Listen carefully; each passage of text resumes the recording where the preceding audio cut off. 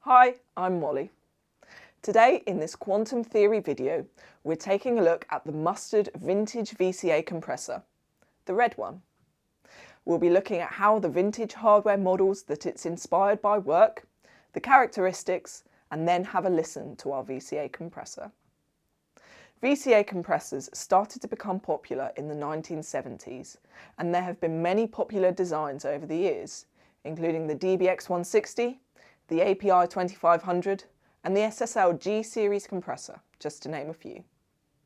Of course, you can achieve VCA style compression with plugins, but all DiGiCo quantum consoles offer a vintage VCA compressor as part of the mustard processing strips for low latency native processing. In order to understand where VCA compressors are useful, let's first take a look at how the original units worked.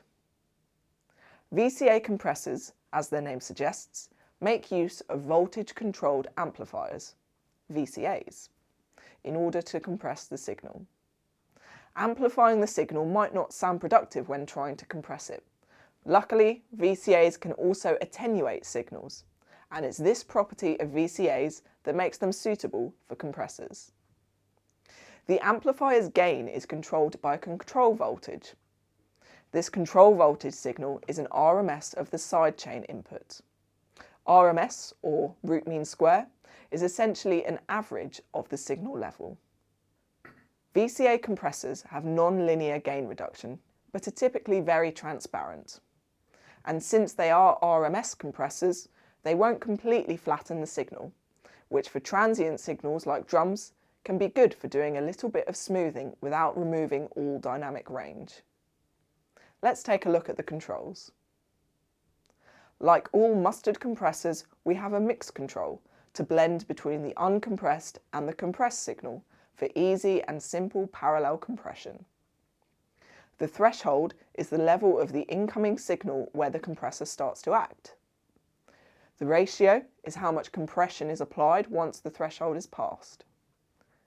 The gain control is the post-compression makeup gain, and the sidechain filters control the bandwidth of the signal triggering the compression. This is useful if you only want a particular part of the frequency range to trigger the compressor. You can also set the sidechain input to be different to the input signal. This is done by touching the sidechain source, selecting a signal, and then turning it on.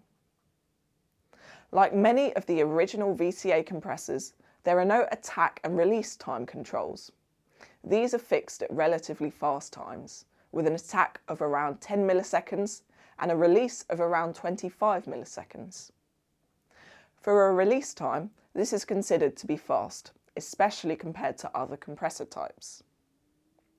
VCA compressors are great for exciting drum channels, either individual channels or on the drum buses.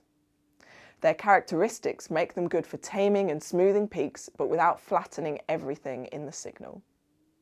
They are also relatively transparent unless driven hard, in which case they will start to colour the sound. Now, let's have a listen. If you've got some good quality headphones or in-ears, you might want to plug them in to really hear what's going on. For our first audio example, I've got an overhead channel here. When I turn the compressor on, listen to the snare in particular.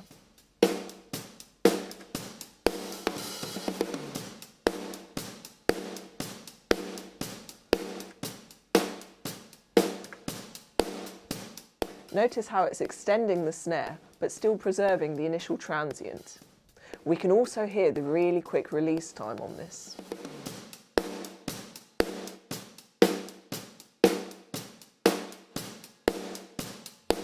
Now I'll turn it up so we can really hear the effects of it.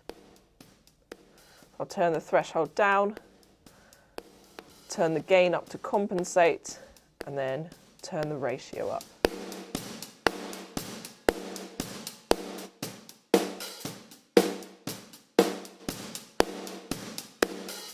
Again, we can really hear the quick release time, but also Even though I've got so much compression, it's still quite clean, as opposed to other compressors that start to saturate here.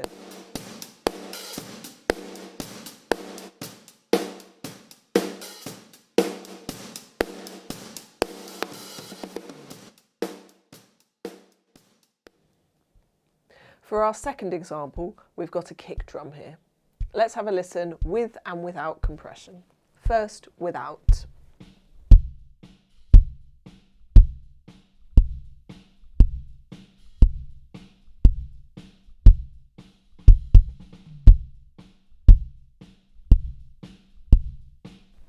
Notice how with the VCA compressor, it's really tightening up the kick drum and cleaning it up as well.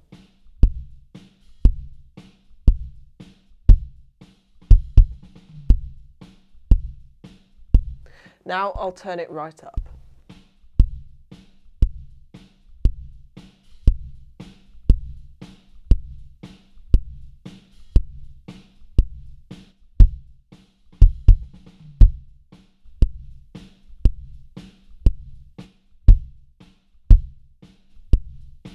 You can hear that's giving us a really clicky kick drum sound here. But even though there's so much compression going on, it still sounds clean.